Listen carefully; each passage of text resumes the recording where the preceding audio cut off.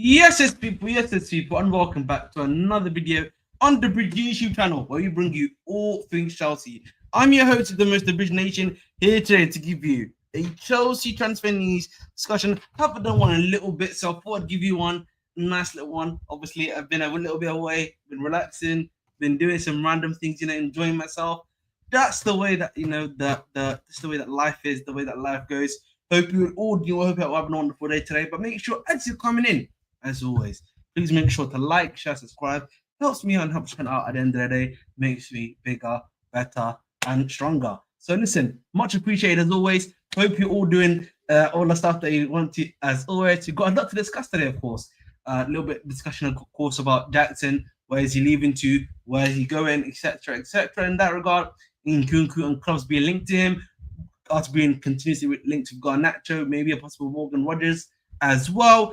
There's a lot to discuss here. Plus, of course, outgoings, what's happening in regards to that. You obviously had the Petrovic to Bournemouth that we can discuss as well, and many more. But as I always say, one step at a time, one discussion at a time. And obviously, not too much speculation here. The news is speculation for us. All we can really do is just follow the logic that the club has provided us at the end of the day. So make sure you're enjoying yourselves. If you aren't, do let me know, of course. And listen, big up to EPL Turf. Jackson Nation will rise like the Dark Knight. I don't think so, man. It's looking like it's looking like he's getting removed from Gotham, man. They're putting him in Iron Heights, big man. They're moving him to the they're moving to live in what's it called, Central City. So they're telling him bye-bye to Gotham. Hello, Central City. So hey, Abdimas, thank you, man. Much appreciated. New camera, new setup, new desk. I mean, no new camera. Setup's the same. Desk is new. It's a standing desk actually, so I can increase the size I want to, decrease I want to. Want to stand up a little bit more and everything like that, and it helps me up as well. Hopefully, we'll have something ready very soon. Hopefully, we load in on the background because obviously, of course, it's a little bit better. One of the reasons why I actually didn't move it, obviously, because as you guys know, this is the same room, by the way, that I was doing the streams on again. Is that obviously the section was literally over there where I'm pointing. Well, this section, and obviously again because the two windows which are in front of you now, right, are there. The lighting's very hard. Obviously, I've really got blinds there too, so it actually affects the lighting, of course, right? So it's a bit more difficult. I look like I'm a bit, cheeky, a bit bandulu. If that makes sense. So it doesn't really help out lighting wise as well. And I thought I'd be a bit more professional. You know what I'm saying? Obviously, when I do work, for example, I can literally always blind it, right? Because again, when I'm streaming and stuff like that, I should probably blind it, but it's like don't really care. But this is just a lot more better. Obviously, the background's much nicer. Obviously, nice little white background as well. So it's a lot more easier for me to use at the end of the day. So that's the reason why I decided to change it all. So hopefully you like this new look. Big up, man. Bold Champ Nation, of course. No, looking fresh. Much appreciated. Big up to our boy Joey. Hope you have a wonderful day today. If you want to hop on, do let me know. But listen, let's start obviously with the Jackson news because I know EPO Turf is very emotional right now. But before we actually even talk about that, no mic issue is biggest gain from these changes. Oh my god. Thank you very much. But no, one of the things I did want to talk about just quickly before we start the Chelsea news, I was watching actually the women's quarterfinals, England versus Sweden. Bro, that penalty shootout, bro, was crazy, bro. That was like United and Villarreal, bro. It was the opposite of United versus Villarreal, where all the goalkeepers were letting the goals in. In this one, they were literally getting either saved or just going over the bar. So it was really fun watch, to be honest, man. Big up to the women's England team, of course, into the semi-finals. Can we go back to back? That's the question. But before we can even talk about going back to back, let's talk about someone in particular, Mr. Nicolas Jackson. And let's actually discuss him as well. Now, let me just make this ready so you guys can see everything. Oh, what's going on? Share screen. Boom, boom. Lovely. And just let me make myself a nice little bit more bigger. Which one was it? This one. There we go. And then what I'm going to do now, just bear with me, chat, while I sort this little bad boy out. Oh, this is a bit too big, isn't it? This is too. Am I doing it like this before? What was the angle that I used before then? Was it this one? Yeah, let's use this one. This is much better anyway. I'll pass the angles better. So, Nicolas Jackson is attracting a lot of interest from England and European clubs, obviously. That was the big news, obviously, in regards to that one. But then, obviously, if we continue a little bit more in the Nicolas Jackson talks, Nicolas Jackson is another name considered by Villa alongside Garnacho. Chelsea's are not forcing Jackson out, but could consider bids. And meanwhile, Chelsea retained an interest in Morgan Rogers, even though Villa consider him untouchable, of course, right? So that's one of the things to talk about here. Obviously, this is the Club World Cup talk, maybe when I bring up the Jackson news as well. Several clubs have started to move for Nicolas Jackson. You know what I mean? So listen, that came out obviously yesterday. But that is pretty much the vast majority of the news. But we move on that one still. But yes, Nicolas Jackson definitely seems that he's on the way out. I don't know how to feel about it. Again, I think it was just a very natural process. I think for me, the thing which really hurt Jackson, in my honest opinion, was the João Pedro signing. I think that was really the little nail in the coffin essentially for him. And I think the thing that really hurt him as well, the red card against Newcastle, and then I think the red card again, in my honest opinion, right, against Flamenco, right, was the thing that killed him, in my personal opinion. Obviously not physically when I say that, we all know what I mean by that in terms of his career-wise, but I think for me, that is what can happen. And I think for me personally, again with Jackson, fee-wise, I've said this before, 50 to 60 million is the realistic fee you can get. Again, I think it's looking like to me that around about 80 million. I think I can't remember if it's in euros or pounds is what TK is going for. So I think Chelsea, if they're smart, of course they're gonna be like, okay, we can't probably get the 80 million for TK, so yeah, for Jackson, but realistically we can get the 60 elsewhere, in my personal opinion. Now, I think obviously as a whole in that regard, we then need to look at, okay, without no need for speculation here because we know what we are. where are we going next with him, right? So I think for me, the thing you need to look at now is where is he going, right? AC Milan, I think, is very much out of the picture unless they're, again, these Italian clubs. We said this before. We all of us here know it. These guys do not like to sell. So unless you yourselves, yeah, are saying we're gonna make sure we get them to sell him, we're gonna give them the keys, we're gonna give them the money to make that happen. I do not see a reality where the AC Milan situation happens unless you do look at 20. If we meet Magnon's valuation in the sense that, okay, we'll say Magnon's worth 20 million, for example, right? And then they pay 14 million pounds to you, right? Then I think realistically that is one of the only ways that works for AC Milan. And again, that has to be us providing some level of goodwill to them. You get what I'm saying to you, chat? So that's one aspect of it, right? So I think the AC Milan one is like that's like it's probably 0 to 5% chance of happening. So we can cross that one out. Next one, we need to talk about Aston Villa. I think Aston Villa really depends, on Watkins, in my personal opinion, actually more than anything else. If Watkins is set to leave, and if that's the case, then I think for me, we know Una Emery likes Nicolas Jackson. He had him as a player while he was at Villarreal before he went to Aston Villa as well. I think the question then becomes how can you then do a swap deal essentially where you send Jackson to them and you probably take Morgan Rogers plus Catalan? Is that a possibility?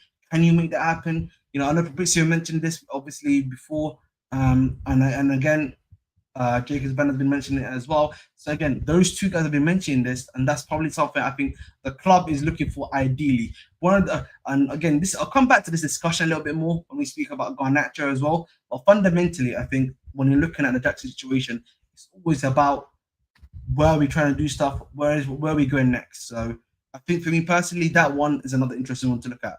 Now, I don't know other. They're saying Man United is another one, but the problem with United right now is that I don't even know if the Mbeumo be. Can someone in chat tell me has the Mbeumo deal even been accepted? Because I have no idea if the Mbeumo deal has been accepted. They've already just now fronted up the money for Mbeumo. Now, realistically, they will pay the money for Jackson. I don't care what anyone says. United, again, as the best example I can use, United, in my personal opinion, they are like a known entity. That's the best I'm going to put it, right? They're a known entity. It doesn't matter what they do. We all know at the end of the day, they'll just pay the money. You know what I mean? That's the problem, right? So I think for me, the question you need to ask yourself, I would even ask myself is that going to happen? United is another, only happens, in my personal opinion, after the Mbeumo deal if they start selling players. And right now, bro, they're struggling to sell Sancho. They're struggling to sell Anthony on a good season. They can't even sell Garnacho. They can't sell a bunch of their players, bro. So for me, you have to look at and be like, if they can't even do selling, then I don't know why I'm like, I'm not sure I'm going to be getting my money from them. So until they start selling players, I'm not really confident of United coming in, right? So I think for me, the only other club after those three that we know, those are the three that we've known that have had interested reported, discussions reported somewhat, right? So those three, if I exclude them, I have no idea which the club in the Premier League, because it says multiple Premier League clubs and other clubs, right? Now, another interesting one, I was thinking about this year. I was thinking about this one. I thought about this one, yeah. You know what? I'm gonna save that one for a little later. But that's just my thoughts in regards to where Sancho goes, so Jackson goes. I think the thing about the club doing this gimmick of trying to force him to leave the club. Like, let's be realistic, boys. Whenever they start doing the gimmick of, we're not trying to force them to leave the club. We value him. That is when they are forcing them out of the club, bro. You know what I mean? Yeah. Listen, Chelsea PR, we know you. We know the way you play. We know the stuff that you do. So I think for me, the game's the game. As I always say, we know this is what he's about, in my personal opinion. That's just the way I always look at it. So again, he's probably on his way out. We all know this. You know this. I know this. Your mother knows this. Your grandmother knows this. Your granddad, your dad. We all know he's on the way out. So it's just about how we get him off the books. Let's read some more of your comments, because I know I've not been reading your comments in a while. No, was it called? TK is a team of Virgin Jackson and go for 100 million euros. We'll regret if we sell him. I think for me, Yes and no. I don't think so. I think the problem with Jackson is that I just don't think he may obviously flourish in a different environment, but in the current Chelsea environment, I just don't think he can flourish. Jota. He's already struggling with two strikers being here now, competition being there now for him. That's what I would say to you, bro. If he gets a better foundation than Jackson, fair enough. If it's Jackson, will run it. Wow, great work from EPL Tafta. You know what I mean? Typical of best want to sell Jackson for a new shiny toy. I actually don't think Pedro is my shiny toy personally. I just think realistically for him, I don't know if he's willing to compete. That's what you have to be. That's what you have to ask yourself. Is he willing to compete? And if he isn't, then I think that answers our question, doesn't it? Uh, Fair enough. RC can't wait until next season. Nicolas check the club. Fair enough. You're worse than the shiny toy. Okay. Remember, last season when the fan base was not ready to even sell for 100 million, club gave him a contract. Except now, now that they want to see him, I think it's because of how poor the season has gone. I think if he had like a regular, nice, good season, I really do not believe EPL South, yeah, you would be having this level of like backlash towards Nicolas Jackson, in my honest opinion. I'm not what's it called? I remember all of our families we wanted to sell Cuckoo, now they can't stop doing something to him. Well, that's true, but you know, listen, I'm not, listen, I stick by my take. So, anyways, not yet, not yet. Thank you for that one, Sancho. What's it called? Garnacho fits our system. I say we get him. So we'll discuss that a little bit. Rico, bit of team, bro. Nico is a terrible striker. We need to sell him to Villa for Rodgers. Fair enough. No speculation had there. Ahmed, did you see Duran news? No, I did not. If you can inform me, please, though, please do know. Critique is more refined and there's a foundation. Fair enough. Yeah, but again, I think at the end of the day, we'll see what happens in it. I think for me right now, a lot of what we're doing right now is just speculation. I just think for me right now, with Jackson, the reality is right now he's leaving the club. His situation is over. Now it's about the next steps for him. It's the next steps now for him. So we move.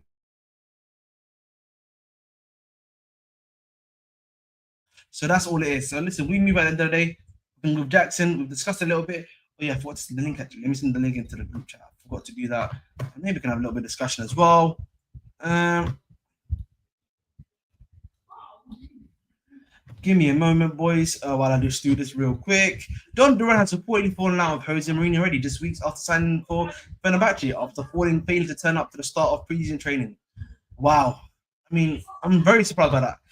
If I can be honest with you, I was not expecting that from him. I think for me, listen, this is part of the problem. One, you know, I think Duran, you know, he's a young lad. You know, what I mean, I think he believes in himself.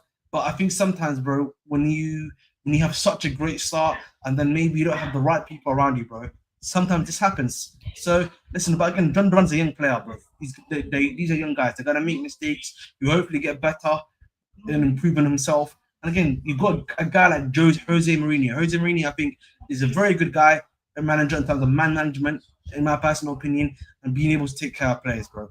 That's what I will say. The one problem I will say again about man from the man management aspect of Jose Mourinho, it's not as best as it was back in his Chelsea days, his Inter days, right? But one thing I can say for sure, he's still got that ability to do a job there, in my honest opinion. Though. So listen, we'll see what happens. But we move. But listen, let's talk about the next topic here. Okay, we need to talk about the next topic here, and that is my boy Christoph Nkunku, Balloon Nation. You know what I mean? Balloon Nation, man. My brother. You know, as I say, Nkunku, man. You know they're hating on my guy. I told people, yeah, this guy is gonna be a money maker for us, bro. You know what I mean? He's gonna be a money maker for us. He will feed families, if you know what I mean. And listen, this is what I was talking about. This, yeah, Balloon Nation. You know what I mean? Barcelona, Bayern, and Manchester United have shown interest in signing Nkunku. Now, again, let's talk about these ones in different order. Barcelona is interesting because I know they're interested in a left winger. Obviously, the deal for Nico Williams has pretty much died. Um, Again, the deal for Rashford is going to be. I don't think they're that high on Rashford. I feel like he's like third or fourth choice for them in the list. I forget who the other guy is that they've been looking at. His name escapes me for the left winger. Maybe some of you guys can help me. But he's that list here is very hard for them. Oh, Luis Diaz. But again, as you know, Luis Diaz, Bayern is pressuring to get him. They're trying to do as much as they can to get him again. So again, realistically, the three options are there. The question is going to be Rashford. Do they maybe need a loan of option to buy? Then maybe Rashford proves himself, much like Rashford did at Aston Villa, where he did a loan of option to buy, right? So again, for me personally, I don't think Barcelona is going to have the facilities for that. And I think for me also, you need to look at Nkunku's contract. I think Nkunku signed a 5-year deal with us, but he's been with us now for, I think it's 2 seasons now, right? This is his 3rd season at the club. This will be his 3rd season at the club. I think we bought it for somewhere around about a 65, 62 million range, right? If you just, so that means roughly 60 divided by 5 is 12. It's like 12.4 basically. 12.4 times by 3 is 36.06. So that's how much you've got left now in terms of like book value, in my personal opinion, on Christopher Nkunku, right? So the club, yeah, they're not with the type of guy Nkunku is, the type of plays is. He's had his moments at Chelsea where he's shown that real level of high quality that he has. You have to get him. You have to tell him for somewhere around about 60 million, bro. And I think the Club World Cup has done a great job of advertising him as well. You know what I mean? That's one thing I will say. Pre-seasons at Chelsea usually not helps us in terms of selling players, but I think in Nkunku's case it will, because Nkunku is a quality player, knows how to do stuff, is well improved, is of high quality, in my personal opinion. So listen, Nkunku Nation 60 million, I think it will happen. I don't know if Barcelona's got the facilities for that. We keep asking if they got the facilities for that, and then they show up with the facilities. So we're gonna have to wait and see. I think with Bayern, it's clear that you're going for Luis Diaz. I think what will happen is if Luis Diaz does not go through, and Liverpool remain adamant to not selling him, then I think Nkunku will go to Chelsea, to go to Bayern. And again, with Manchester United, again, where is the money? That's why I keep asking, where is the money for these guys to be able to do this thing of selling these players? Because they don't have the money, bro. They're struggling to even meet Brentford's asking price here for Mbeumo.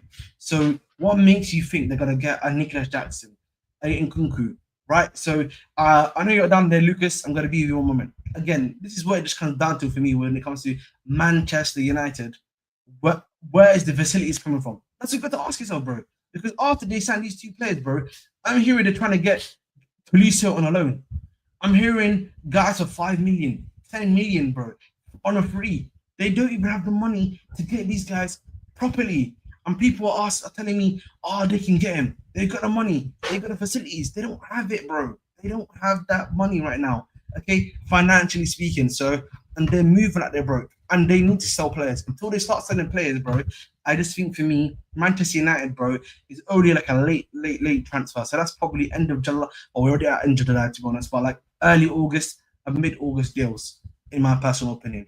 Because again, listen, whilst yes, Chelsea's on holiday right now, for a lot of these clubs, pre-season has started for them. And again, this is something that I think we keep forgetting about, not speaking about, not reminding ourselves of. So again, listen, this is why I come back to, and I'm like, these guys need to be spending now. And United are struggling to even bring it in Mbeumo. So make of that as you will, chat. Just give me a moment to put my headphones on. Give me a moment. Dual screening. There we go.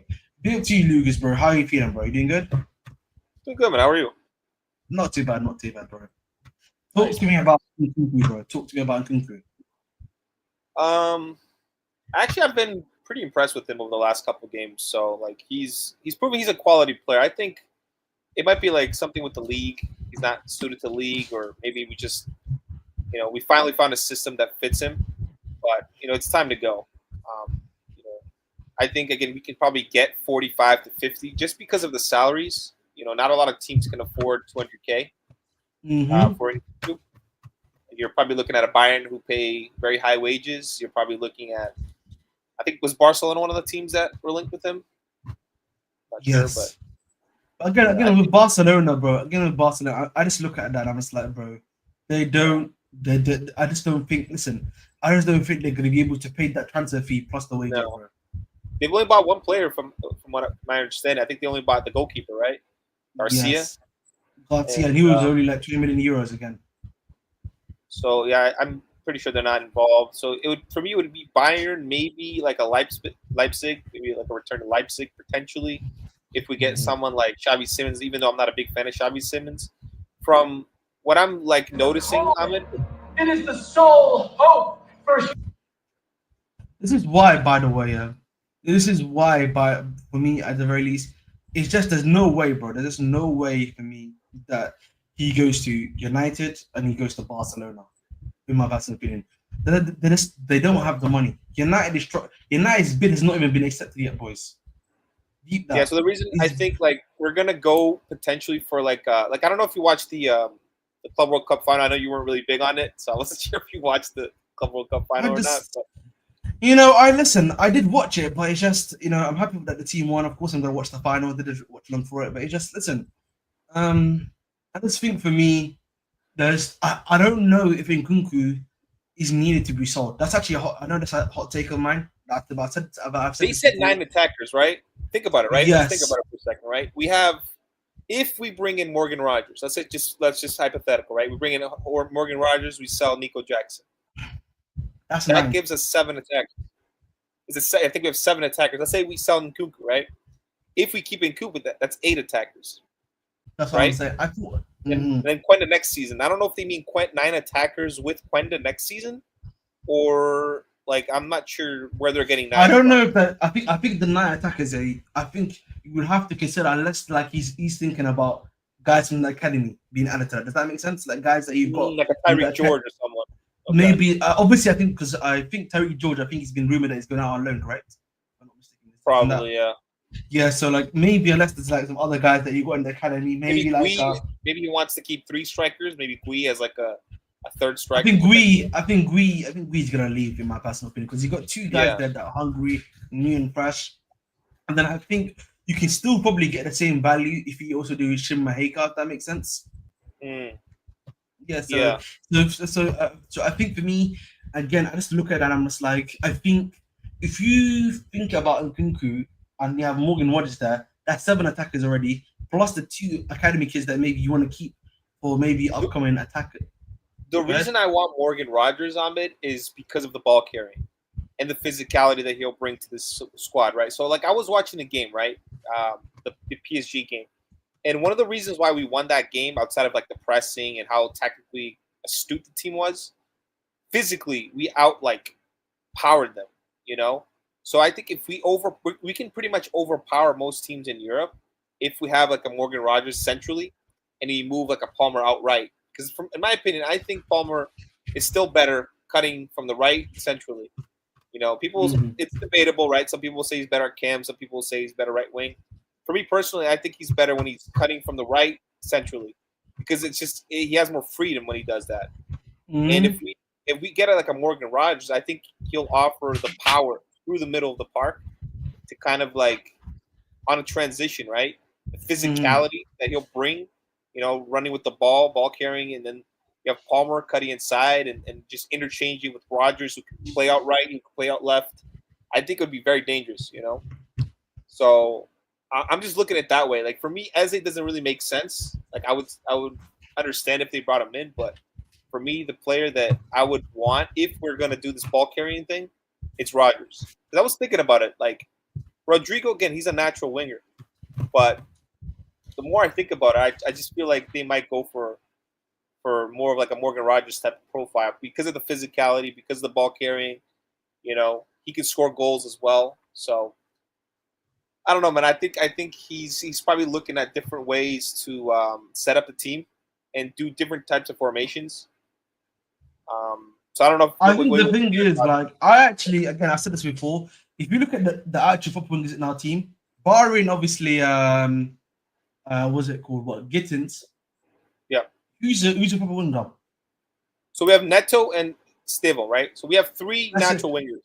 So basically, realistically, Esteval apparently playing a 10, right? So realistically, you only got 2 natural wingers that are going to be playing, and then the rest of them are 10s. If that makes sense, right? And also attack 9s or 10s, basically. 9s or 10s, basically. Right? So for me, you need a guy that can do the hybrid job of playing the wing and then can play the 10. Because you don't want to be in a situation where, when you need width, the guy cannot provide you width, essentially. So this is why, again, Morgan Rogers, Yildiz, those two are the guys that I would be looking at, to be like, we need we need those two, essentially. We need someone like that. I actually would argue Eze makes sense, actually. I would disagree with you a bit. Eze makes sense if you look at him as essentially as you have him primarily as a 10, but when you maybe like, I need some width. Eze, you're great at dribbling. You know how to, you can play a little bit down the line. Can you provide a little bit of width?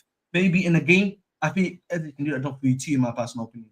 So I just think with Eze, I don't think they're gonna go for Eze just because again, age is one thing. He has no resale value. Like how these guys. No, I agree with that. Yeah. But the point I was making was that if they even hypothetically go for him, right? I think there is a school of thought there that makes sense if that makes I think we end up getting Rodgers. Like if Nico Jackson goes to Villa, because I don't know if you read the report, right? Fabrizio said that if we sell Nani, look out for Rodgers. He literally said that in one of his tweets. So it's not. Yeah, he said if you sell Nani, look out for Rodgers. They kept saying that. Like he posted it a couple times. Again, we haven't sold Nico yet, so I'm thinking they're probably looking at a potential trade between those two teams, and then if not, we're probably gonna. I just don't want Garnacho at this club, man. Like anything but Garnacho. Like honestly, that would like piss me off. Beyond belief, man. Like I just can't see this guy here, man. I just think for me, I think for me, listen, we'll discuss Garnacho in a little bit, yeah. But I think for me, again, I'm thinking a little bit here because it's clear for me. I think the two options going forward are Garnacho and Morgan Rogers. It's going to be one or two of them, in my personal opinion. So, listen, I hope for people's sake, it's Morgan Rogers because obviously I know a lot of people rate him more. Because Villa was linked with Garnacho, right? Like I think again, Villa is also linked to Garnacho. So unless we get like a merry-go-round where they get Garnacho, they get Garnacho and Nicolas Jackson, and then we get Morgan Rogers from them. That's the best case scenario for me, man. Like that's really the best case scenario, right? So as much as I would love to sell Nico Jackson and Man United just for the laughs, I'm just fearful that if we sell Nico Jackson, we'll get Garnacho as a trade, bro. The thing is, again, I said this before. I don't listen. This might seem like a hot take, but I've said this before. I don't think getting Garnacho is as bad as people think. But listen, we'll discuss this. We'll talk about this in a little bit. But again, it's not. It's not as bad as I think many of the mandem are making it out to be. Trust me. Before we do that, big up to my boy Marshall, aka Casual FC. Big up to the raid. Thank you, man. Much appreciated as always. Always a pleasure to be on Casual FC. Make sure you're there. Make sure you're square. The usual stuff. As always, big up to you, of course. But let's get on to the next topic, right? Now, the next topic, of course, is going to be a bit more about the outgoing situation at Chelsea. Now, this one I need to actually go to a different source, Chelsea Dodgers, because he reposted it. And give me a moment. I think RSM's at that parade. Let's go. Where is it? I'm not here for the Cole Palmer article. With due respect, but the Cole Palmer for an article written about him. We come on Daily Mail UK right now about you, though.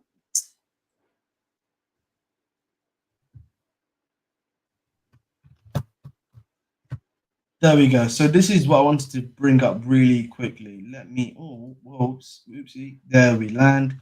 Let me remove this from our way. Marshall, the sudden injection of extra revenue has made no difference to Chelsea transfer plans, though they are already happy with the business done so far this summer, adding 3 players to the attack: Liam Delap, João Pedro, and Jamie Gittins. It's from Simon Johnson, who's very reliable again. He then goes on to say, those who complete in the club World Cup are now being given 3 weeks off. Esteval Willian and Jamie Gittins and Mary report earlier, given their teams were knocked out of the quarterfinals of the Club World Cup. Obviously, this is the finance deal. Not really concerned with that. Among many possible remaining Chelsea transfer targets are Alejandro Garnacho and Morgan Rogers. They have also made an inquiry for Joel Hatto. Now, again, Joel Hatto, we've spoken about him before. Apparently, it's 40 million is the price that's being quoted for Joel Hato. Again, I think for me personally, it's probably the transfer that the club I think wants to make happen because again, Kukurea does need a backup. We need someone that can definitely, deputize him, that can do a job in that position really well and effectively. And I think again, Joel Hato fits the bill in my personal opinion in that regard.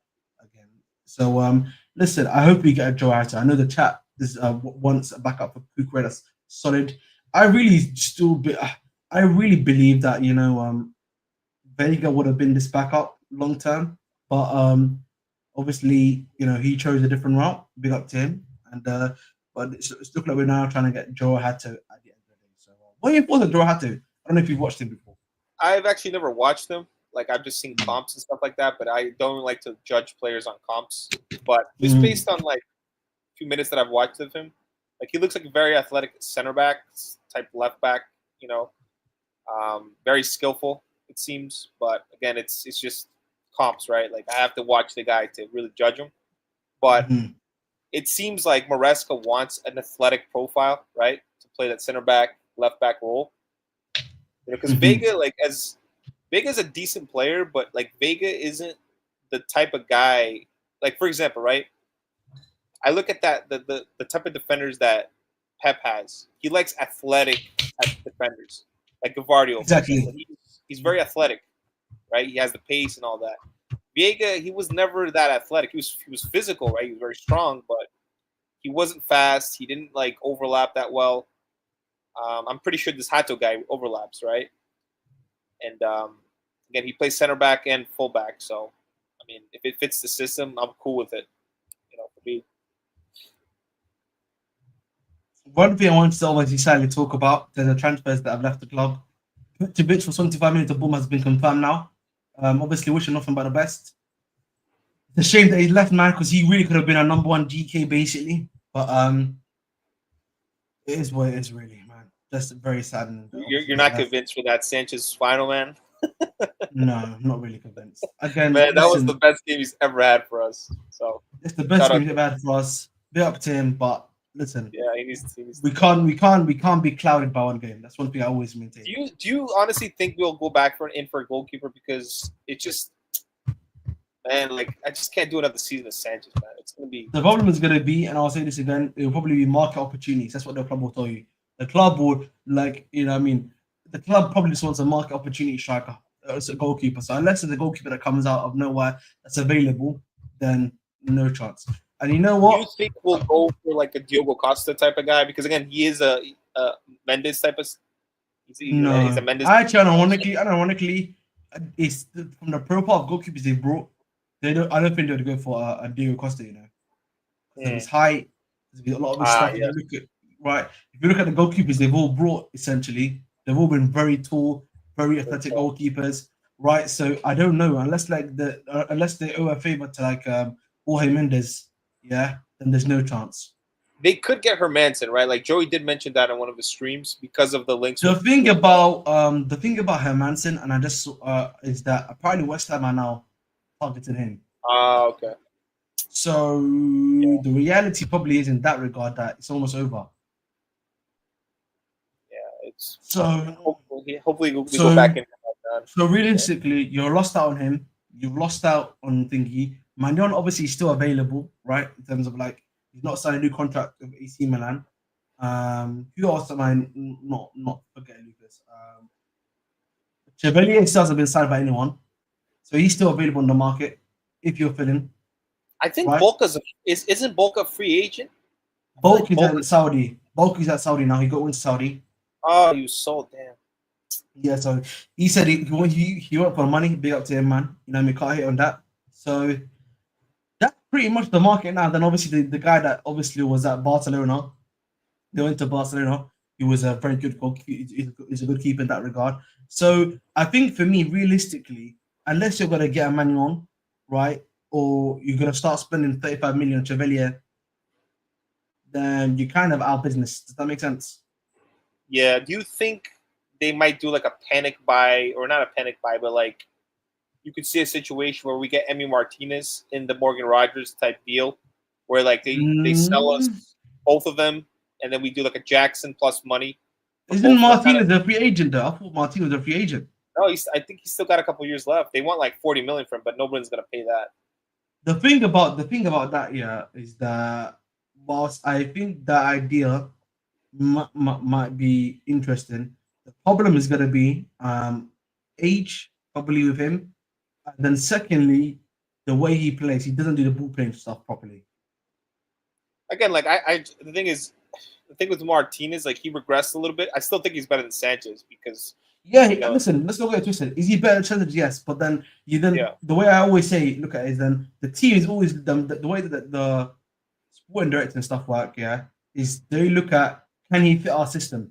Does he fit the manager system basically, right? And I think he's better on the ball than Sanchez is. Like I think he's like I don't think he's like I think he's that's a bit debatable. And ironically, I have to say that's a bit. I think that's like a bit the thing debatable. is Sanchez makes so many mistakes, bro. Like at least Martinez will kick it up, kick it up the field. I know what you mean. I get that, but I think with Sanchez, Sanchez is slightly better than him in terms of ball playing. The difference is that obviously one is a better shot stopper, right? I mean, with Martinez, he's a much better shot stopper, right? So I think for me, in that regard, I just don't see Martinez happening. Realistically, ironically, it's just going to be a situation where you got to hope and pray that the manual situation unlocks somehow, right? Where they decide, let's make it happen. Do you have an opinion on who you think they'll go for center back, or do you think it's just Hato and that's it for center back? Realistic, center back's a complicated one because, like, I saw that. I don't know if you saw the Matt Law podcast, but apparently Sanchez Chalobah's not for sale anymore. Yeah, but at the same time, there's just something inside of me that's just like, I'm not sure about that, bro. There's something deep down inside of me that's like, even though I like Chalobah as a backup option, as I said before, I'm not sure. I'm not sure yet because I don't know, because I don't think he's good enough to start. That's just me being honest about Chalobah. But like, I just don't know if he's gonna stay. I think they sell him, man. I think it's all BS. Because I know you've had my thoughts before, Lucas. Right? Last year and the season before, they tried to do the very, very bad route. Yeah, they did the mountain route with him, the Gallagher route with him, and everything like that. What's it called and stuff like that right now? Yeah, in order to get him, moved out. That tanked his value, and then no club went in for him, barring a Crystal Palace on loan situation, as you saw, right? He then came back to the team mid-season and had a great second half of the season in terms of his own performances, right? And so for me, I just look at that and I'm just like, maybe this year they're taking a nice approach. Like, listen, we don't want to sell Sanchez, but if you get a nice little offer, take your little offer that you can't say no, we'll present it to him. Does that make sense? Yeah. Now they're trying to make it like the player side. They're trying to play the player's way. Also. The thing is with Chalobah, right? People have to remember he's pure profit, and you know how these SDs work, man. Like PSR issues, you need an extra 30 million on the books.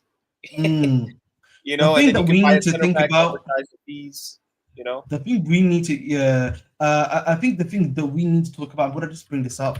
Let me bring up this thing because I need to bring up this is in regards to outgoings, right?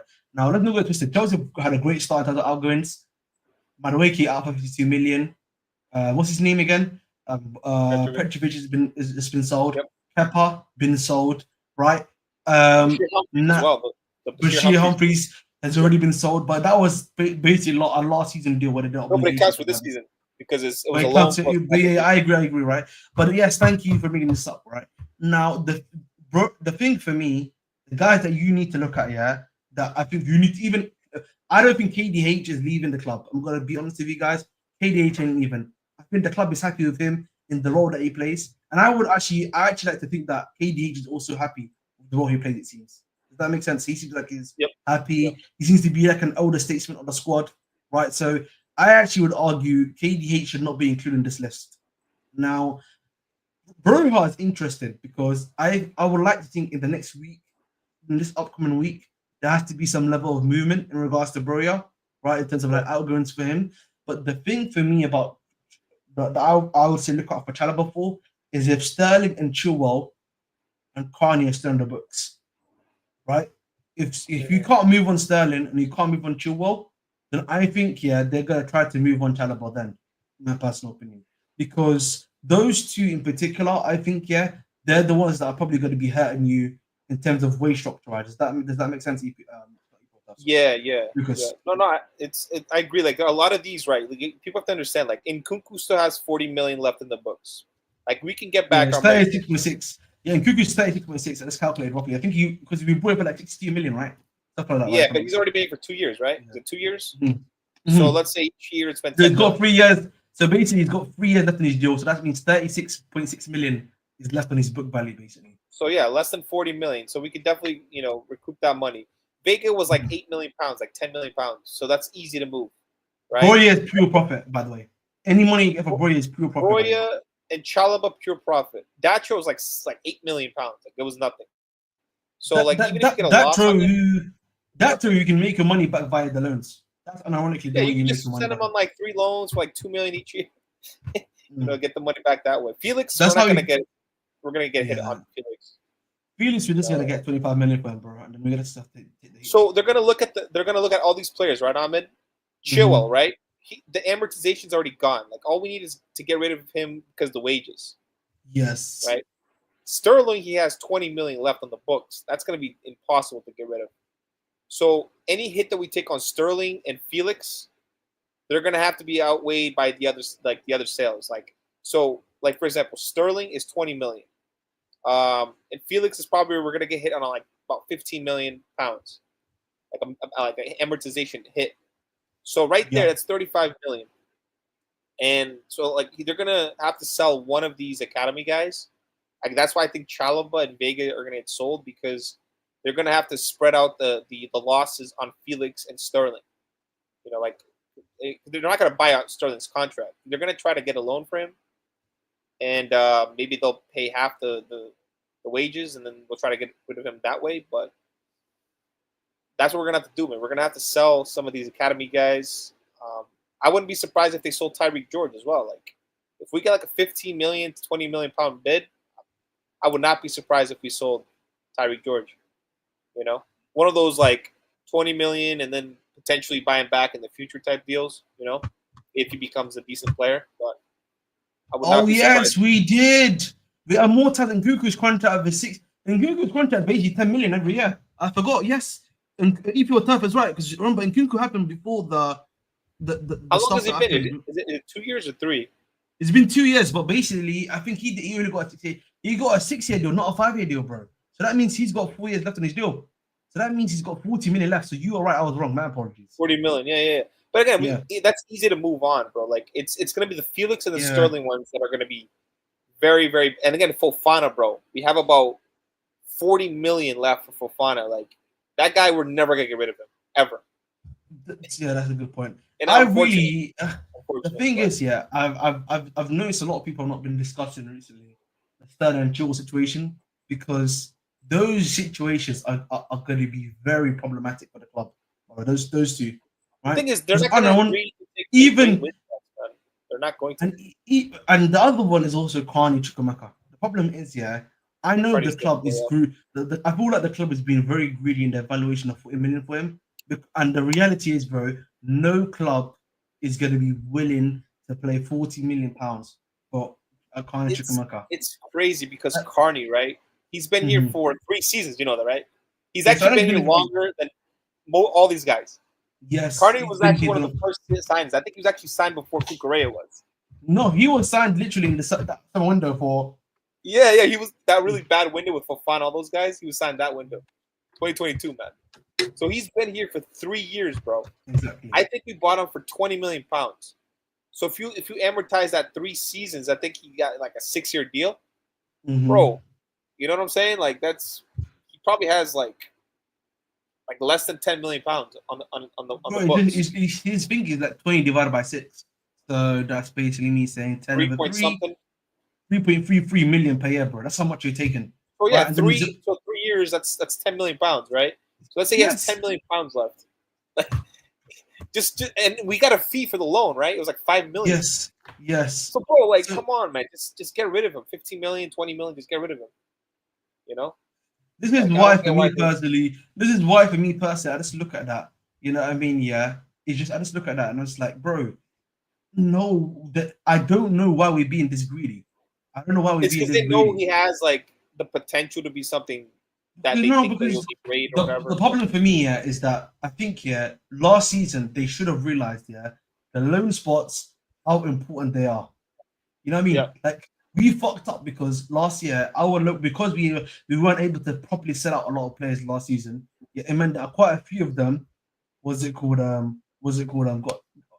sorry, quite a few of them weren't able to move on. So we had to send a lot of these guys on loan. Yeah. Remember, we only got 7 international loan spots. All right. This season we've already used one of the Penders, by the way. We sold Amogu, we sent Penders on loan. You've only got 6 more left. We still need to send out Anselmino out on loan, whether it be internationally, which is the most likely situation to happen to Anselmino. Tyreek George probably is going to be going out on loan, right? This Paez is another loan, so I forgot about that. That's happened. So that means you've already lost 2 loan international spots. You've got 5 left right now, right? So again, this is why I look at that sort of stuff. I'm like, there's still Quenda's another loan. I forgot Quenda's another international loan, right? He's on loan at Sport in the season. I think that's a pre-agreement, so I don't think they. No. It's because we brought him, but it's a buy with a loan, but we send him out on loan for a year, if I'm not mistaken. Oh shit! I thought it was like a delayed transfer type of. No, it wasn't delayed transfer because we brought him, but it was like it wasn't. It was like a thing of like you'll be loaned out for the season, if I'm not mistaken. Guys in the chat can correct me. So that means you've already got 3 international loans gone: Quenda, Paez, and Penders. So Paez, Penders, and Quenda, right? So that's 3 of them gone. Yeah. So you've got only 4 more international loan spots left. And realistically, you want to use those 4 international spots on guys that you believe in for the future, right? If we're being fair. Yep. One of them has to be Anselmino. Like I think we're all in agreement. Anselmino is for sure going out, right? Mm-hmm. So the only one that's left now is so there's 3 spots left. I don't think the club is going to be willing to spend any money on all the guys that you mentioned here for a loan spot. No, he does count. He will count your international loan spots because that's part of the deal. So that loan spot will be carried on for the season. Because technically, Quenda is now our player. Does that make sense? That he is our player now. We've brought him, but his loan is considered part of the season. Yeah. Yes, but it can be a part of the agreement. But that loan spot it means that you lose a loan spot for the season. Yes, but the Washington loan counts for last year. He doesn't count for this new year. Does that make sense? EPL stuff as well. It's the same with like Chukwemeka. Chukwemeka's loan spot only counted for last year, even if they extended. You know why it's hard to sell Carney, Ahmed? It's not just because of like the injuries and stuff. It's the wages. He's on 100K, right? I can't believe they get 100K by the way. He could be as talented as people think. It's a lot of money, right? He was signed under Bowley, so Bowley gave him a ton of money. Like this guy's making insane money. He's only making 30K less than Palmer, by the way, and he has done nothing for this club. No contributions to this club. And again, he's always injured. So it's like he's injured and he's on high wages. So we're never going to be able to sell him. Like, I don't care. Like, unless he has like a ridiculous season. And again, only Premier League clubs can afford wages over 100K. For being honest. I think for me, I actually don't think he cares about the wages, by the way. I actually would give the hot take. I don't think he gets about the wages. A lot of money for a 22-year-old man, 21-year-old. Yeah, but I think for me, if he's smart, he realizes, and I've said this before, you can take a pay cut of like 70, 60K, which is probably what you're going to be getting, right, per week. But you know you're rebuilding your career and becoming bigger, better, and stronger, correct? Yeah, I think with Carney, it's just going to be one of those deals that like he has 3 years left. We're just going to keep loaning him $4 million here, $5 million here, $4 million, and then that's it. You know what I'm saying? Like he'll be here for the rest of his. And then maybe one of these teams pick him up, but it's just going to be a loan to like a German club, a loan to like a Spanish club, and then he'll be sold eventually. But again, the guy can't stay fit on it. Like he cannot stay fit. Like he's always injured. Man. It's tough because I had BBB fans were actually thinking saying that he wasn't too bad, to be honest. Again, man, it is what it is. Because the thing is, he does have the ball carrying, right? Like not a lot of players in football today can carry the ball. But again, it's the injuries, it's the high wages. You know, he hasn't been consistent enough. So again, I think we can sell Disasi, man. I think Disasi. Disasi will be sold. I promise you. Listen, the only ones that are going to be hard to sell is literally Sterling and Disasi. That's it. Sterling Chilwell. Yeah, so Sterling and Chilwell probably not Disasi. Sterling and Chilwell. And So the problem, I actually would even. I think the problem of Chilwell is more. It's not even to do with the player not wanting to leave. It's actually more so to do with the clubs that are attracted to him. Does that make sense? I think if Chilwell can agree on a wage cut, like have his wages, I think there would be a lot more teams interested in him. Like for 100K for an experienced international left back, maybe we loan him, and then it'll be a lot easier to like loan him to a team, and then they pay half the wages, we pay half the wages. At 200K, bro, it's crazy. It's gonna be very hard to move him on. He's injury prone. He's aging, and he hasn't been good in like 4 years, so it's not gonna be easy to move on. But I think it's right, bro, because like Sterling and Chilwell are settled in London on crazy wages, and that's facts. You know what I mean? I've talked about this consistently on every show, bro.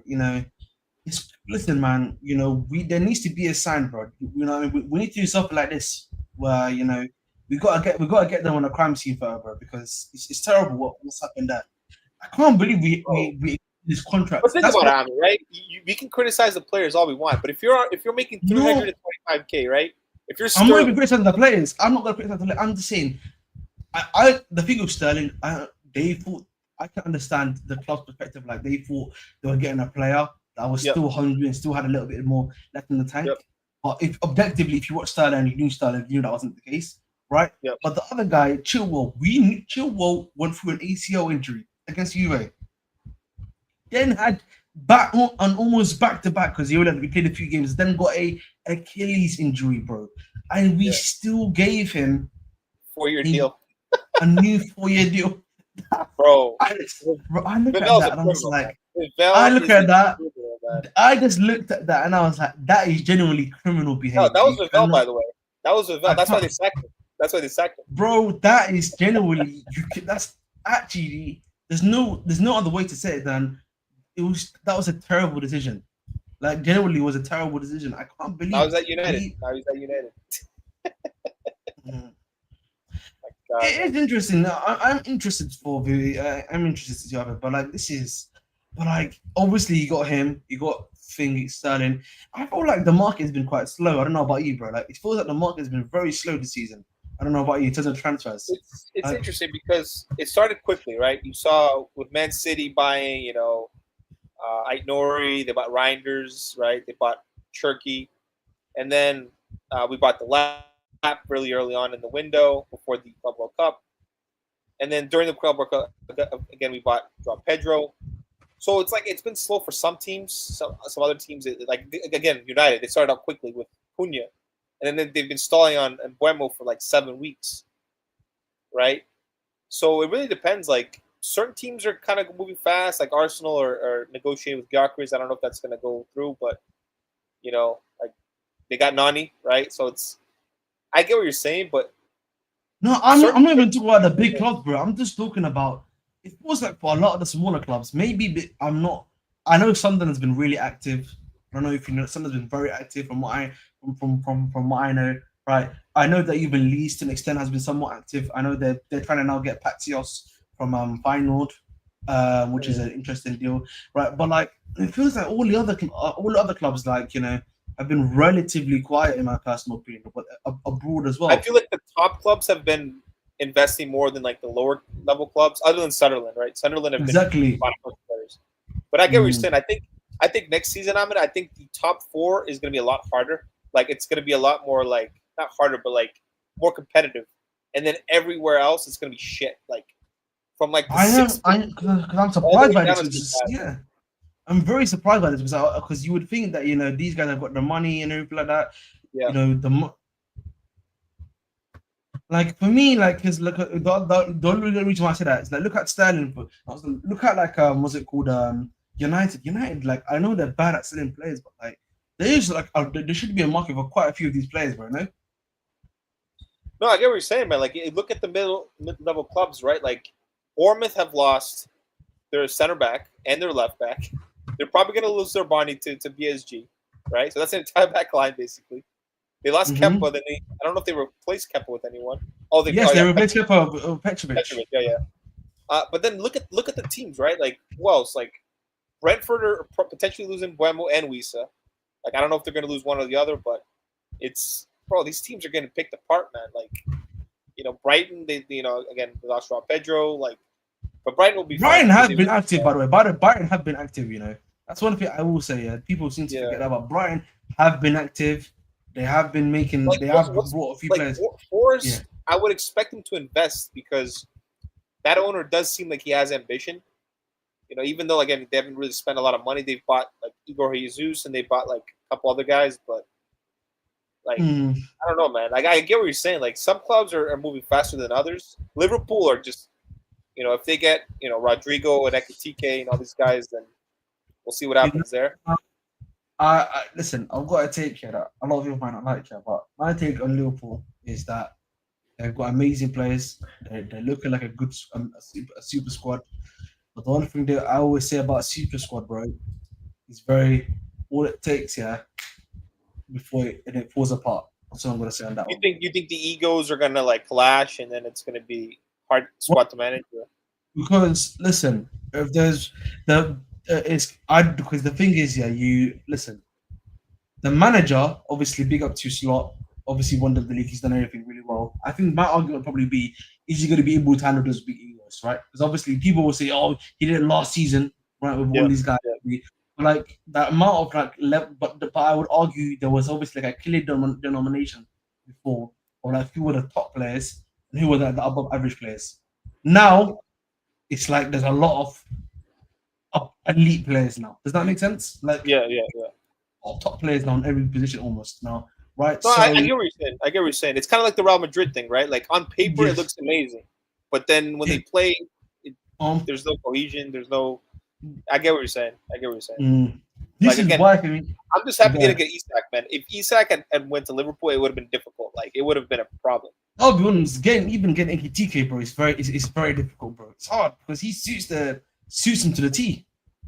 But again, people are hyping this guy up. Again, we haven't seen this guy in the league yet. We don't know. Obviously not. But but obviously we can say obviously on paper, this guy suits them. Yeah, I guess. So the worry I've always had is that the worry for me of Liverpool is that I don't think they want to sell Luis Diaz, and you have to pray they don't, because then at least you don't get Rodrigo if they don't sell Luis Diaz. Yeah, that'd be. I think Rodrigo might stay. I think Joey was right, man. I think Rodrigo might stay. I think I said this to you before, bro. I think he's gonna stay. I think. Listen. Yeah. One of the things I've seen before. I look at it. At Real Madrid, is that, especially with some of these guys, bro. When you've reached Real Madrid and Barcelona, for a lot of these maybe Brazilian players, they don't want to leave. Spanish players, maybe maybe like a good percentage, like of players, like 20% of players. When you reach Real Madrid and Barcelona, bro, for you that's the pinnacle, bro, innit? Does that make sense? Yeah. Like you reach the pinnacle of football. And at Real Madrid and Barcelona, bro, managers are like revolving doors, bro. They will leave before you do, bro. Yeah. All you need to do, is just look at Xabi Alonso right now, bro. He made his first mistake, by the way. He caved to the players and not to his own system. I don't know if you saw the last game of PSG, right? So if he's willing to do that, bro, it's only going to be so long, before he's out of the door and then you're back into the team. Bro, the thing is, people need to understand with Perez, right? I've been watching Perez manage. He runs the club, bro. Like people need to understand. This guy's been doing this since like the early 2000s, and people think, managers come in, they have their own system, bro. No, it's what Perez wants.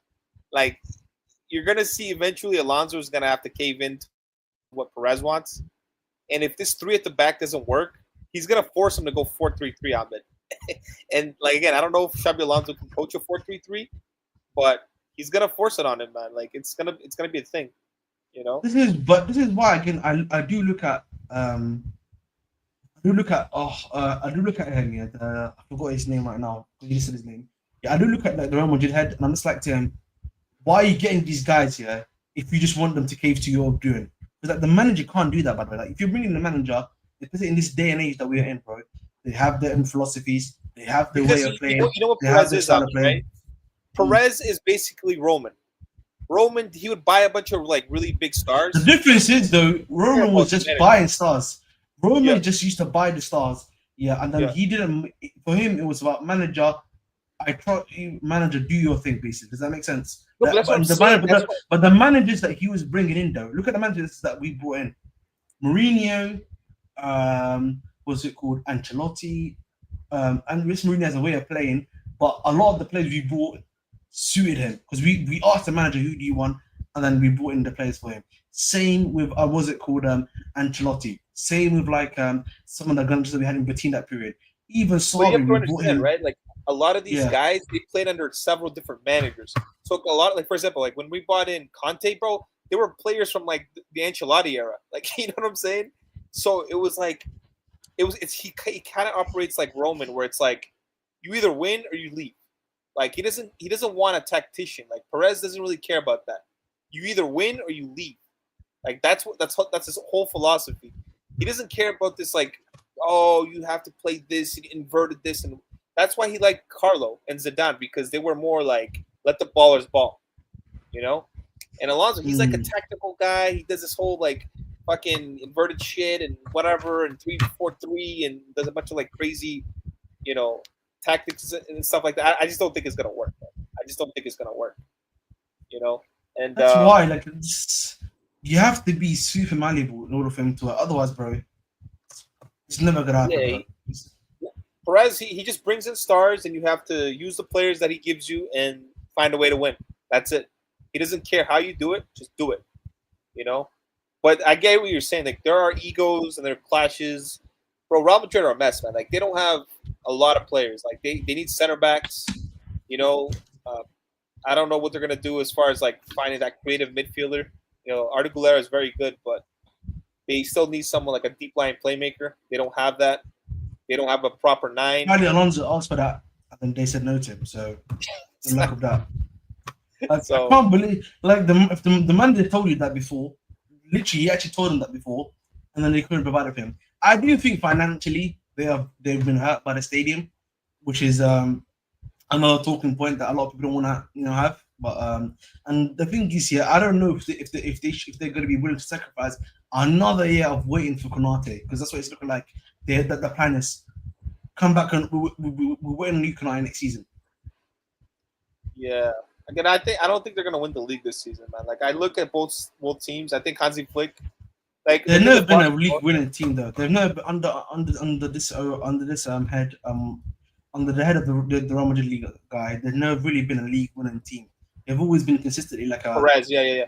But Joey, I think it was RSM was saying that like he doesn't believe that Xabi Alonso is a Champions League type of coach.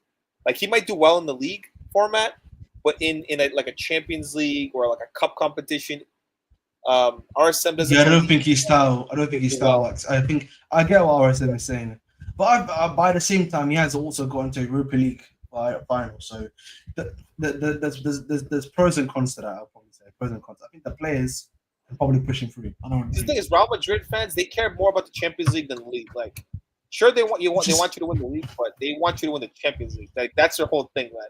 Win the Champions League or get sacked. Like even if you do win the Champions League, you still might get sacked. You know what I'm saying? Like the expectation there is kind of crazy, but you know. But this is why I look at stuff like that. And I'm just like, guys, we have to be smart on that, bro. Because you can't just be always Champions League, bro. Because it's like, yeah, you also have to be doing your league. Because if you just win Champions Leagues, bro, yes, it's the greatest tournament. But then you also start losing value in your own league because now you're not even winning them. But I think you'll agree with me on this, Ahmed. I think this team that we have now, it's more suited for the Champions League than league. Yes, because you've got more experience. I don't think it's consistent enough for 38 games. I just don't think so. That's why I think the aim for the season has to be consistency over 38 games. You have to be consistent over 38 games. Yeah. If you want this season, I'm pretty sure Maresca probably thinks this too. You have to make sure this team is consistent over 38 games. Bro. I think we win the Champions League before we win our next league, bro. I think the way we're playing right now, we're becoming a cup team, right? We have to see if we can become. So we're back to where we were when we got brought, basically. That's you guys told me. No, but like this is why I'm just like, again, we probably need to be consistent again. That's why I look at us this season. This season, the league, you need to be consistent. Like, you need to be consistent, getting that necessary experience with the young players you've got, and then the season after has to be the season where you push for the title. The problem is, these guys are so young, bro. Like, I just don't think they're going to be consistent enough over 38 games. Like, you're going to have a drop off, right?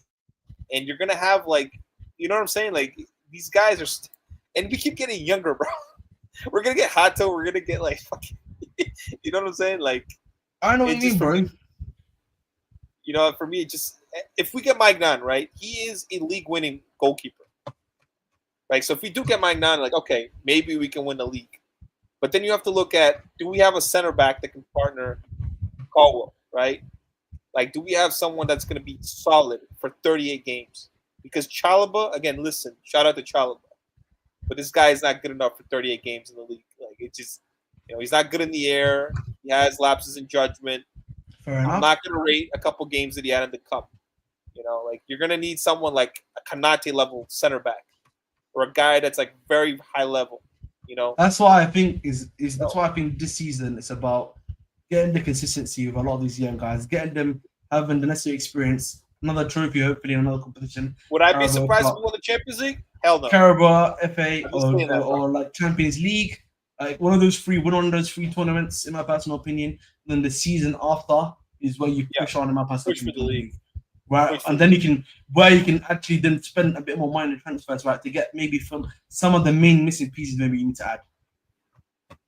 Yeah, like again, like for center back, it's such a hard position to find because you look around Europe, man, like there aren't many like amazing center backs.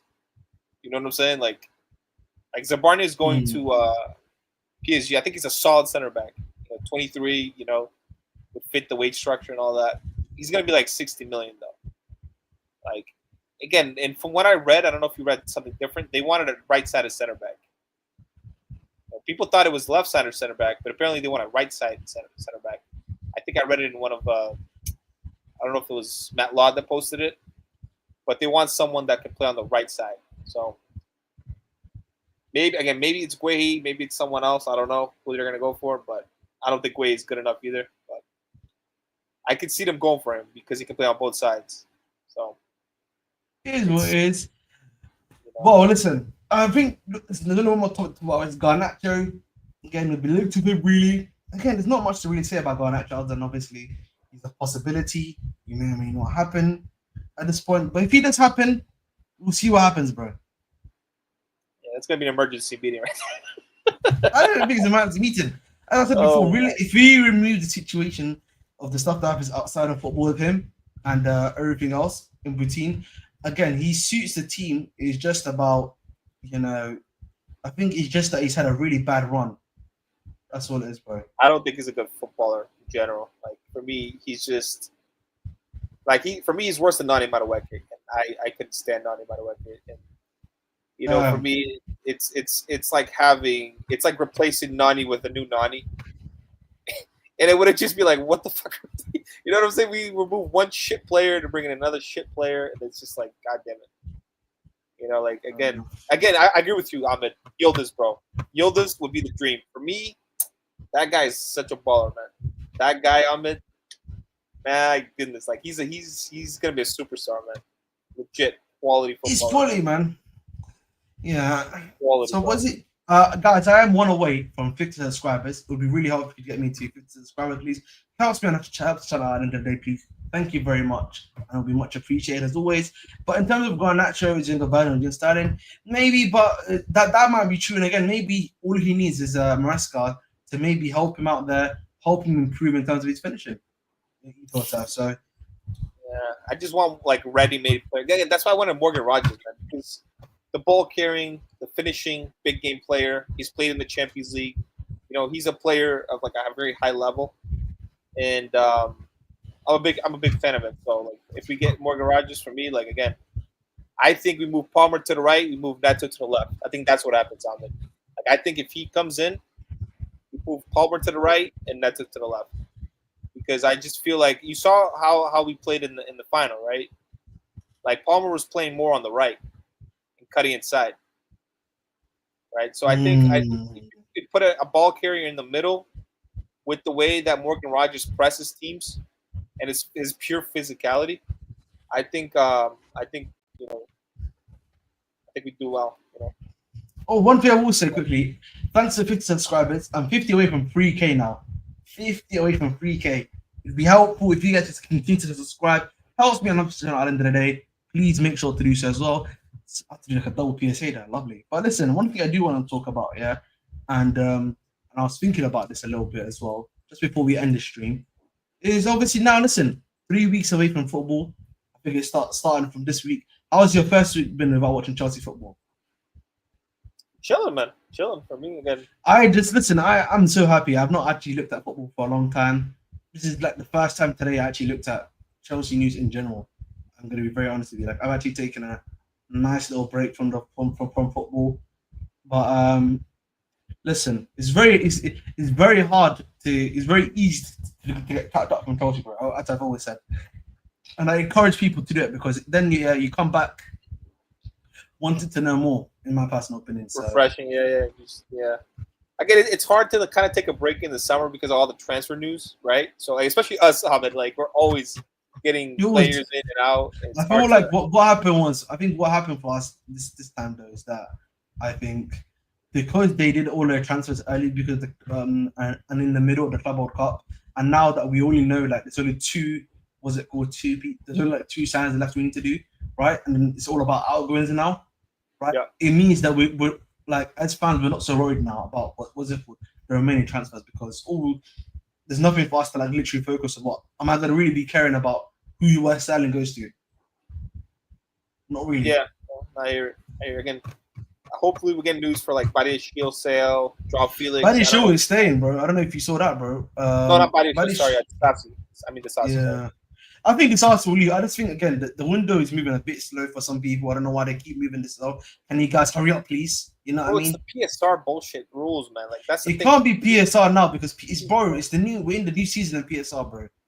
But so many teams are still screwed. Like I don't know, man. Like I just feel like a lot of teams are like hesitating on buying players for some reason. I don't know, man. Like I get it. Think about it, right? We just went through the teams, right? Bournemouth. Why is Bournemouth not buying players? They bought Petrovic, but they need to buy like center backs, bro.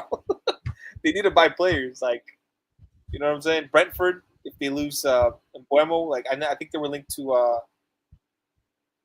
think Brentford was linked to someone today. I forgot the player, but yeah, like these teams need to start buying players, man. Like Fulham, like it just doesn't seem like people want to like teams want to improve.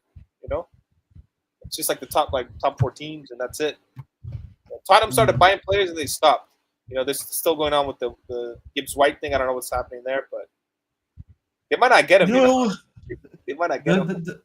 I know. I just think, yeah, this is a good point about EPL. I think everyone wants to be Moneyball now. I agree.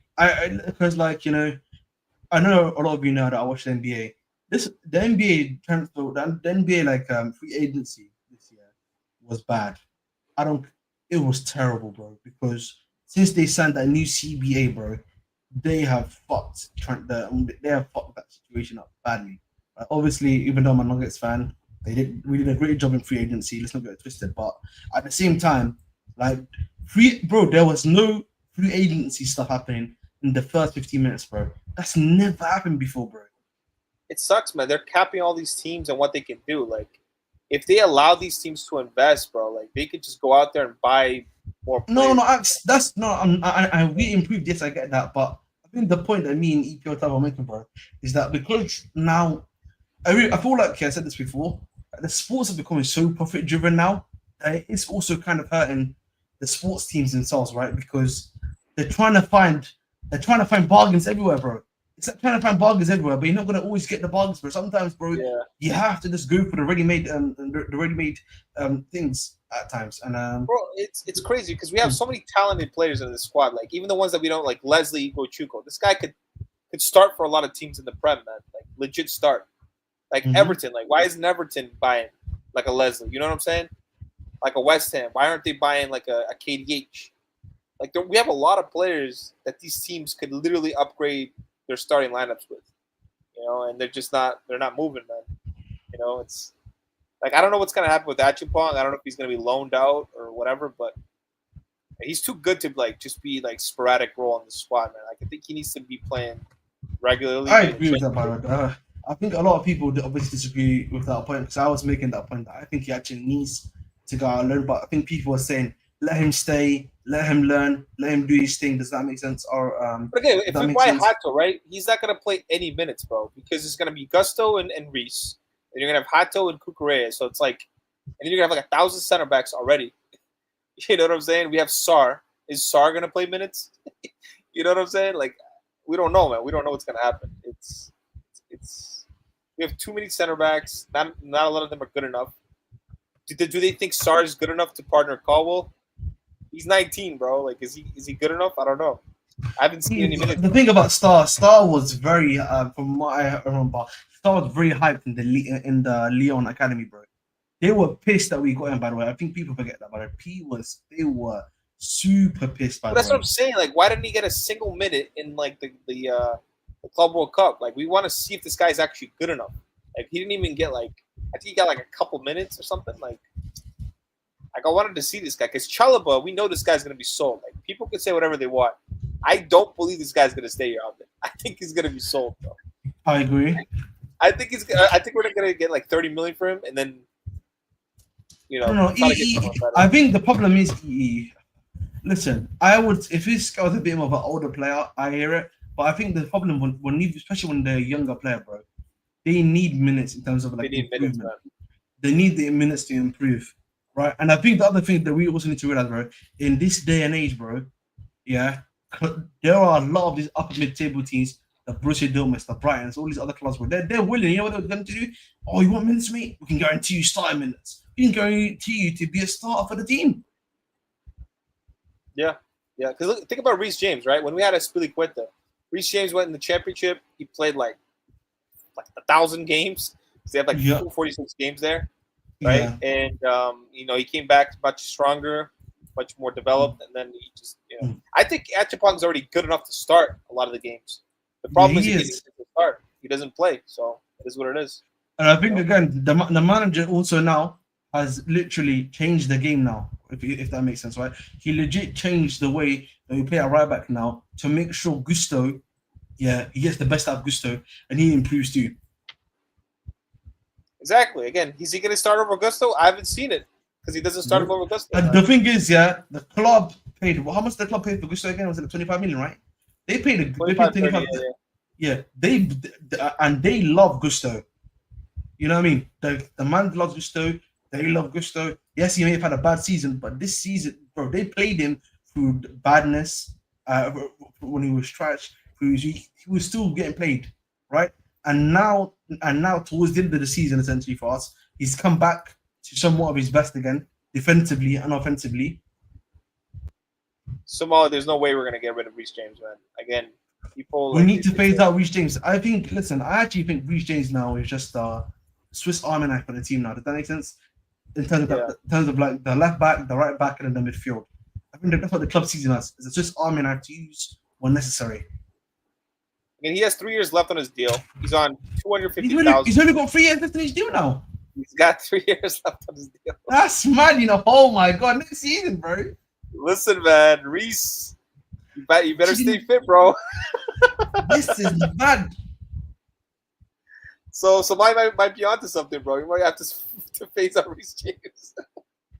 Don't disrespect Chalobah like that. We're not disrespecting Chalobah though. I think Chalobah's been a great squad player for us, but listen, man, we know this club's game, man. You know what I mean? They're trying to do the reverse gimmick, dog one.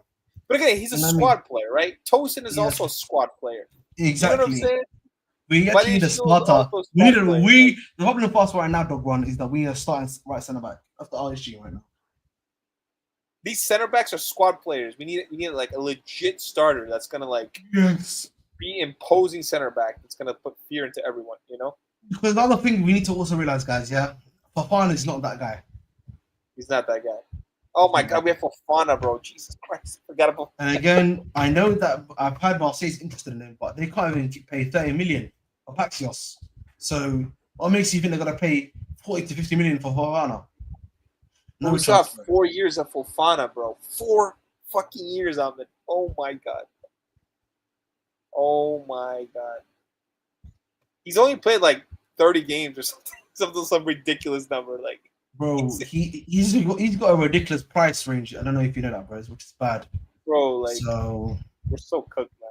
This guy, again, he's a very good center back. It's just he can't stay fit.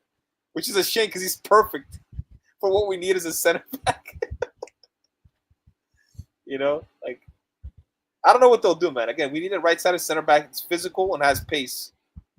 Until someone gives me a name that we can go for, and if we actually go for that player, we're just gonna keep trying to see if we can put someone in there. But I don't know, man. We're not linked to anyone either. Like we were linked to Branthwaite early in the window, and it's just stalled. You know, so I don't know, man.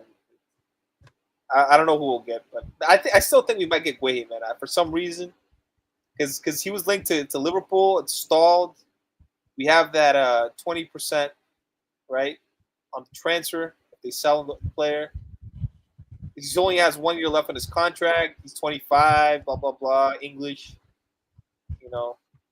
So yeah, I can see us getting Guehi, man. I'm not gonna lie.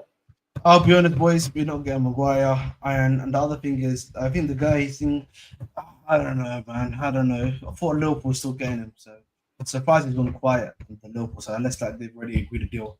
Like, is there anyone in the French league, Ahmed? Like anyone that you could think of? there's like guys here and there, but like the problem with the French league is any guys you're getting there, bro. I would just make the argument that they're similar to like Kuzanov, where they probably do need like a season to develop. Does that make sense? Like, you probably need a season of them, develop them, and then move on from them. Because I'm not a big fan of Romero, man. He's too much of a bozo. The problem with Romero is how should I put this? Romero is too he's too aggressive. Too not even aggressive. He's just too injury prone right now too. Yeah, but he also like he has like a lot of bozo moments. He's always getting red cards for like unnecessary challenges. You know. Yeah, I don't know, man. I think we might end up with Guehi. I don't know. Because I think we have that sell-on clause. We need a center back, right? And he's primarily. Look at the players we're going for, Ahmed, right? Morgan Rogers, João Pedro. You know, if we get Guehi in, they're Premier League type players. So there's no transition, right? They're going to come in, they're going to play right away. So, you know, they want players that are already adapted to the league. So. But the thing is, the way I look at Guehi is that he's the best at the above average is Somali playing. He's the best at the above average. None of these guys are good, bro. I agree with Somali. None of these guys are good enough, but he's the best at the above average. That's the way I look at him, bro. Like none of these. Again, Konate would be perfect, but Konate he's probably gonna go around Madrid. Who said Ethan Pinnock? No. He doesn't fit the club's age range. I know he plays for Brentford, but no chance that the club will play for him. Yeah, man. It's Mascara, man. Mascara. Who is that guy? Is that the guy that went to Arsenal? Yes. I've never watched that guy play. Man. I've watched him. Is he any good? Woo's not bad. I know who you're talking about, by the way. I had to double check if you were talking about the same Woo that I was talking about. Yes, he's decent, but again, with him, he needs another year, bro. He needs another year. He's only started playing regular football last year, but last year was technically his first season of consistent regular football, by the way. The season before that, he was not playing regular football. He was playing in and out of the squad. But again, acts with Konate, right? Like I get what you're saying. Like he does have bozo moments, but 95% of center backs in world football today have bozo moments. Like that's what it is. Like none of these guys are like Pacho and Marquinhos, right? Pacho for me is the better center back. But Marquinhos, when he plays with Pacho, he looks better. Even the partnership with Gabriel and Saliba, bro. Like Gabriel has a lot of bozo moments, right? Before he partnered up with Saliba, like he was not rated. But then like the partnership kind of just worked, you know. That's just how it happens sometimes. Like certain center backs, they just work well with others, you know. Like Gabriel was not that good a couple years ago, and then Saliba came through and they formed a really good partnership. So.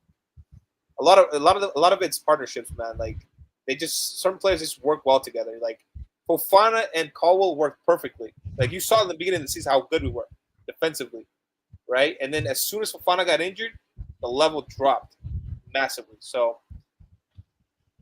it's not just about the quality of the center back, but it's the guy that comes in. It's like right away you see like, okay, this guy works well with him, you know.